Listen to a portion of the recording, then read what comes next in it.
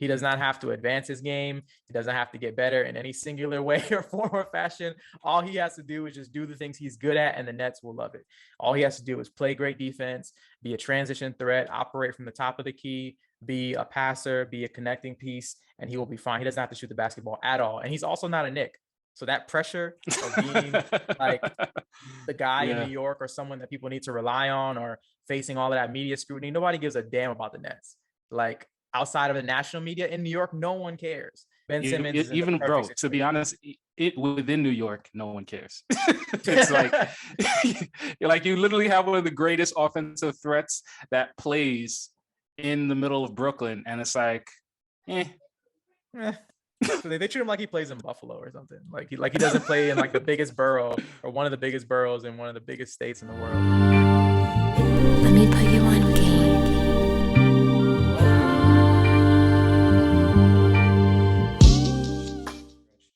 But enough about our teams. Let's get into the big Monty. Let's not bury the lead any longer. Let's talk about Sixers, Nets. Let's go at it from the first take angle, the very reductive, low effort, simple angle. Who won the trade? Well, to be honest, Stephen A. Smith, I feel. Let me stop. No, Skip. No, Skip. I think nobody lost, to be honest. I think everybody won. It's one of those rare occasions where both sides end up better off. And it's kind of almost miraculous, the timing of it. Because Simmons, people have spoken about the Sixers situation for years and how the Sixers really need to move off of Simmons. They've been saying that for like the last 3 years. Either move off of Simmons or move off of Embiid. The logjam that you have at the 5 between those two isn't really sustainable. And they eat up each other's space on the court in terms of where they're most effective on the court. And then Harden wanted out of Houston. I think that he either wanted to go to Philadelphia or Brooklyn, but him talking to KD and Kyrie was kind of a situation where like, all right, yeah, I'll settle for this situation. But it's definitely not what they sold him on, especially this year with the pandemic and the Novak's Kyrie and the I'm out with injury KD, and Harden's like, what am I doing here? So now it just he started self-tanking, put up abysmal performances, and basically let the Nets know, hey, I'm not going to resign here at the end of the season. So get me out of here. And, it's interesting that there was a lot of back and forth between Daryl Morey and Sean Marks and them really just kind of fighting each other to get this deal done. Apparently Morey was really built on getting the deal done, and it's interesting to me how Sean Marks was more apt to stay put, despite the fact that if Harden left, the Nets would be a shell of a team, basically, because you would still have a part-time Kyrie. You would still have a roster that is expensive, but not enough talent to justify the amount that you guys are paying the team, and no draft picks to really build around. So I think that it was a situation where everybody kind of got what they needed. The Sixers got James Harden, superstar, who maybe when he's actually healthy and he tries can be a really devastating pick and roll option. And the Nets got the defensive anchor that they've needed for a while since they lost Jared Allen, along with another quality, 40+% shooter with Seth Curry, and draft picks and a brighter future. So I don't really think that you can say anybody lost in the short term. Long term, maybe the 76ers are out because of all that draft compensation and the lack of spacing. But overall, I think both franchises got what they kind of need at the moment and have turned themselves into contenders. That's a nice pragmatic way to look at it. I'm not going to be as pragmatic, unfortunately. I think the Nets won the trade easily for a lot of different reasons. I will say on the Sixers side, I will say that Morey did win the trade in a sense, because we doubted his methods. We doubted his patience as far as Ben Simmons and waiting this long. And he got the deal that he wanted eventually. So I think you can commend him for that. But I think the Sixers and the Nets trade is a little bit more even if James Harden is the James Harden that we know, that we knew prior to his meltdown in Houston. But this version of James Harden, like, I'm not quite sure of what he's going to be in Philadelphia. He could very well have a career revival. He could very well have tanked half of the season and not cared and mailed it in, which we've definitely seen on multiple possessions and multiple games.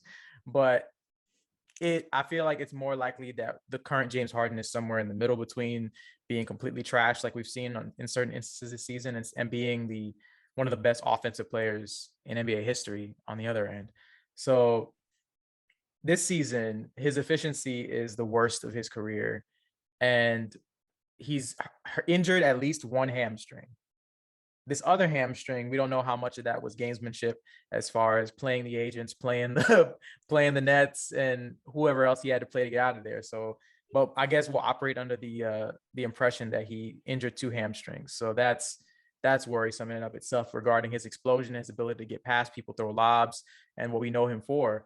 But then, if he's able to be the old James Harden, I think that will be great for Philly. But I think I have really serious questions about him as a player and how good he'll be, especially considering that he'll be playing a secondary role with Joel Embiid. Like, Joel Embiid thrives with spot up shooters and guys that cut and move off of the ball and can play off of his gravity as an offensive player. And for you and for me and for anyone that has watched James Harden play basketball over the last 6 years, that is not him.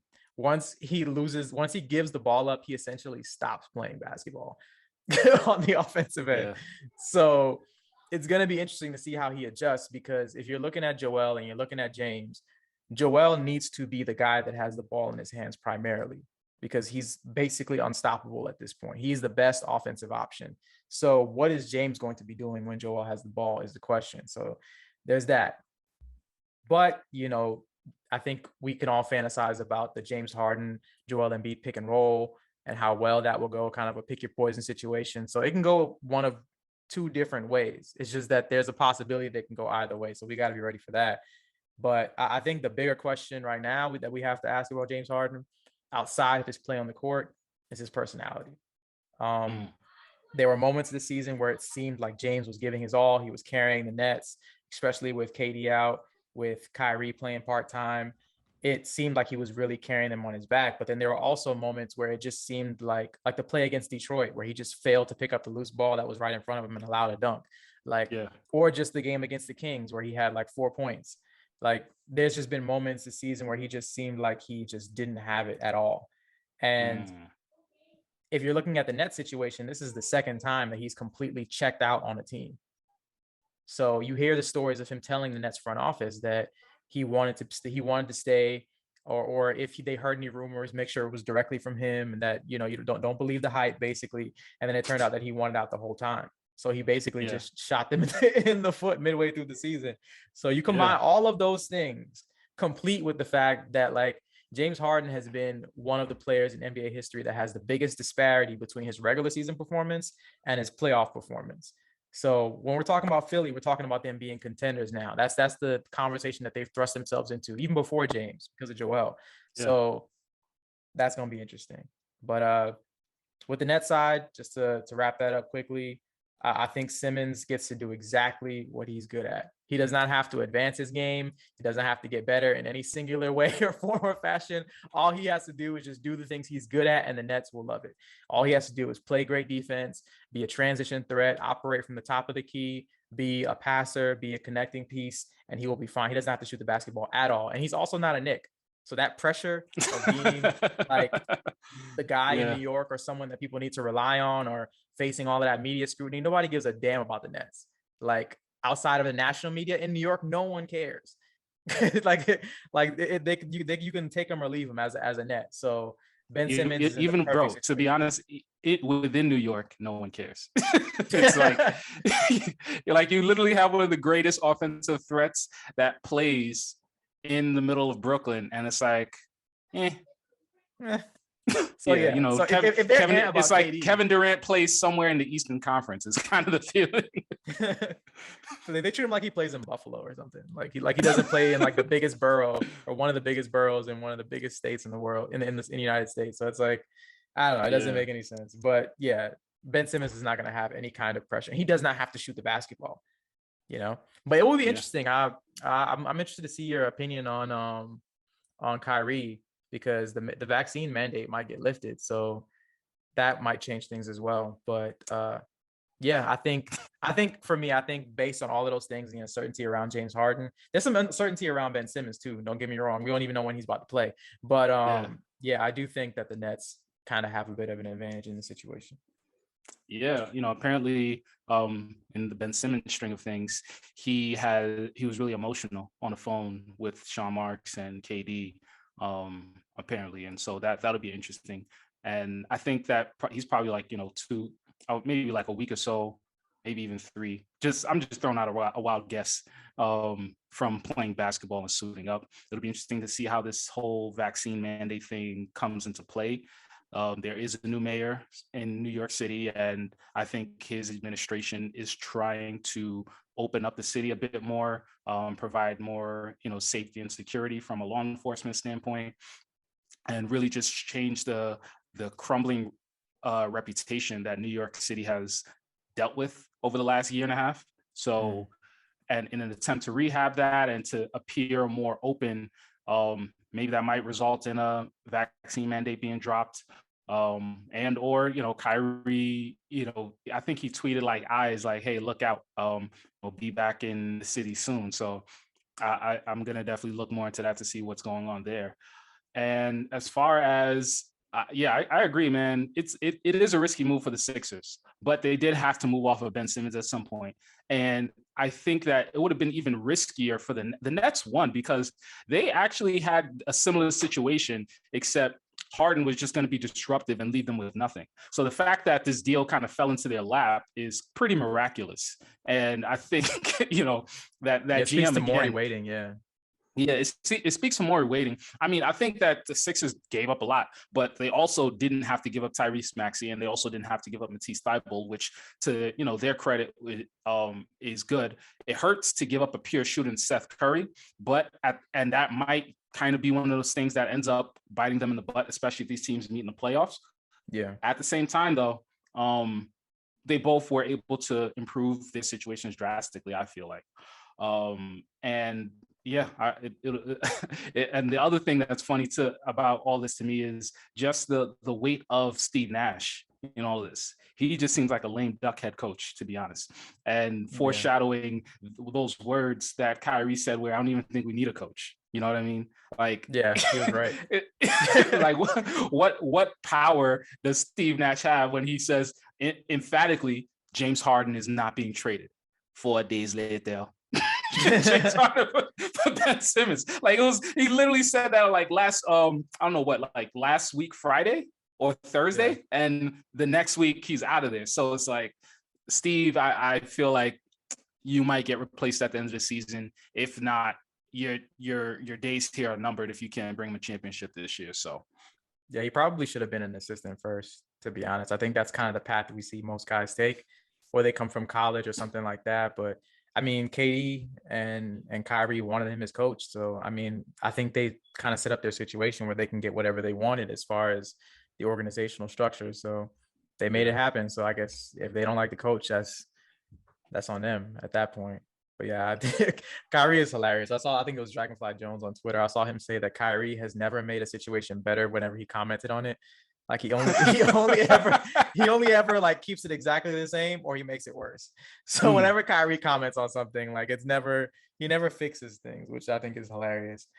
Yeah. But let's get into the rest of the trade deadline, because it's not all about the super duper stars. There's a lot of interesting moves going on the fringes of the NBA. Particularly, I gotta ask, man, what the hell are the Kings doing? Like, what in God's name are the Kings doing at this point? Like, you should have seen Kings fan Reddit after the trade. they're like this trade for so many fans was like the straw that broke the camel's back because of all of the abject misery that they've had to deal with. And then to top it all off, they finally have a guy that they really like and get behind, and they trade him. And Tyrese Haliburton, for me, it just doesn't make sense to trade that dude. For the last, I think, 24 games he's played as a King, he's averaging 17 points, 9 assists on 47, 43, and 87 splits. He's 21 years old. Like, that's the kind of guy that you want to try to build around. He may not necessarily be a franchise centerpiece, but he is a guy that you can start at that position, and he can lead. He can be a part of a like, the Kings aren't ever going to be this, but a finals contender. Like, he can be that guy. He's capable at that position. Like, he offers you so much. And again, he's only 21 years old, and he's already showing you how solid. He's a solid NBA point guard already. Good, even better than solid. I would say good. And the Kings, with this whole like dumbass like mandate that they have to make the playoffs, is they're continually shooting themselves in the foot every year. Like, every year they're just like, we got to get that 10th seed. And it's just like, it doesn't make sense to me at all. Like, they seem determined to rush the process that it takes to build an actual team. Like, it's holding them back from ever contending in the West. Like yes, at this point right now, Domantas Sabonis is a better player than Tyrese Haliburton. He may not be next year, but at this very moment, he's a better player. But he's not that much better. Like, it's going to get you to maybe possibly the 10th seed. Like, it doesn't make sense. It's not the only trade that doesn't make sense, but it's one of the trades that was made this year at the trade deadline that kind of just stood out to me as like really questionable. There's still 2 games out of the play-in spot, but like, is it really that much? Is it really worth it to just possibly get knocked out in the play-in tournament? Or if you have success in the play-in tournament, get knocked out by the Suns? Like, what's the point? Yeah, it's a really odd it's a odd decision made amongst a bevy of odd decisions of this Sacramento front offense. And it's like they could have had a guy like Alperen Şengün in the draft if they wanted to, that would have bolstered that big man spot without having to now trade for a finished product version of Alperen Şengün and Domantas Sabonis, and built their team more organically, built towards the future. Just, I don't know, man.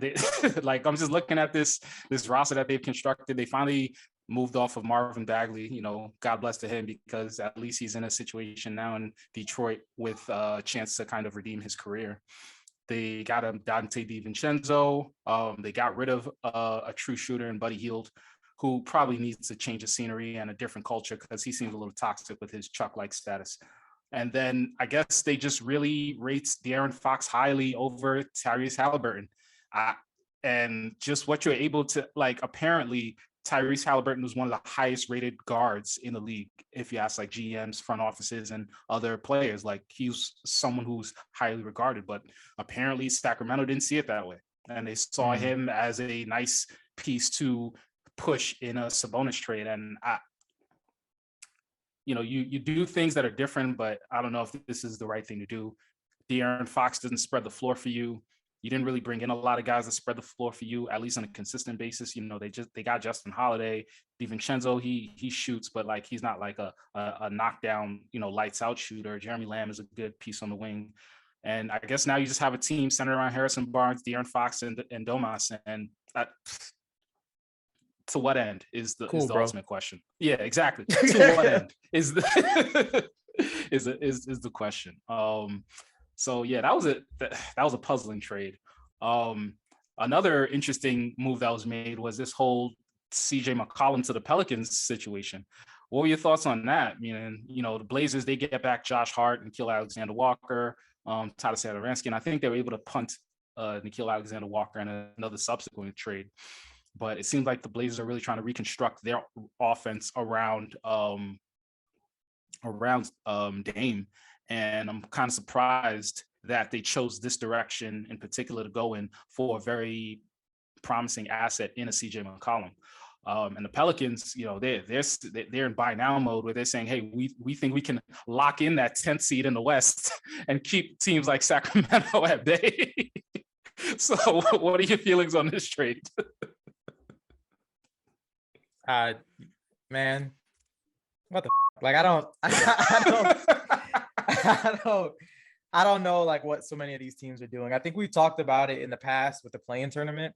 Like I think you have the situation where in past years before the play-in tournament, at the trade deadline in the offseason, you have teams that are buyers and teams that are sellers.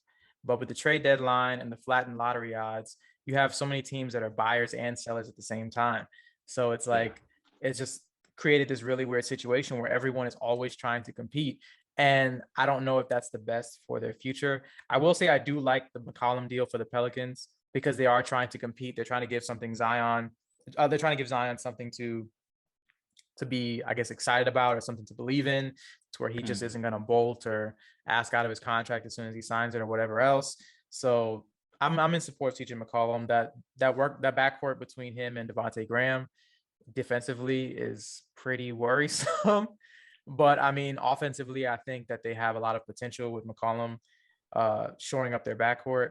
Portland, I don't know what they're doing. I know what they're trying to do. I know that they've created, I think, a trade exception. They've created some cap space with the deals that they've made, and they're going to try to reconstruct a new team around Dame. But like, does Portland know that they're Portland? Yeah. Do they know that like no one?